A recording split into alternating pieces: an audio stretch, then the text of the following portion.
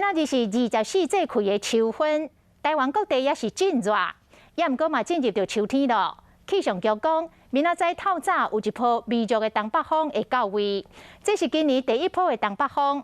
加人北海岸、大台北地区甲宜兰，这高温会小可来到降。另外，伫咧关岛的东南边甲南海的附近，拢有热带性低气压来形成。伫咧关岛东南边这个低气压，上紧明仔载就会变做风台、电母、电母，啊，讲到时阵会伫日本南边的海面来回转，所以对台湾未来造成着影响。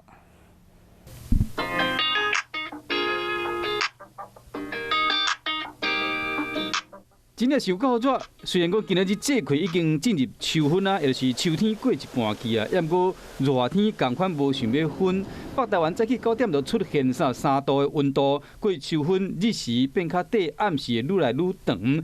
大家会使加困一时啊，想要到热天嘛是同款，嘛想要加暖一下。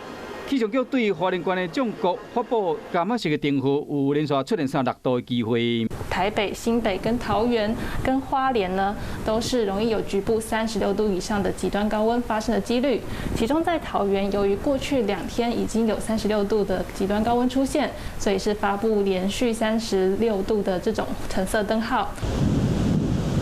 白露秋分夜，一夜冷一夜，唔知要对倒一天算起。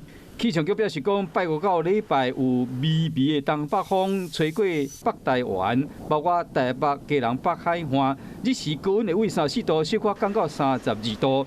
秋分明日对本想要到台湾附近的热带性低气压，嘛是平分秋色。一个伫南海附近早起8点形成，会往中南半岛去；一个伫关岛东南边有可能变成风台电母。在关岛东南方海面的这个热带性低气压，未来大致呢会朝一个西北西的方向移动，到了周5、周6左右开始往北回转，接近到日本南方海面，对台湾的天气是不会有直接的影响。那它的海温条件是比较高的，是有利发展。会不会在1-2天之内形成台风？气象局会持续的观察。就算变成风台电母，目前的估计未来会伫日本的南边海面底下射来射去，可能袂影响台湾。有秋风扫落叶，无秋雨秋煞人。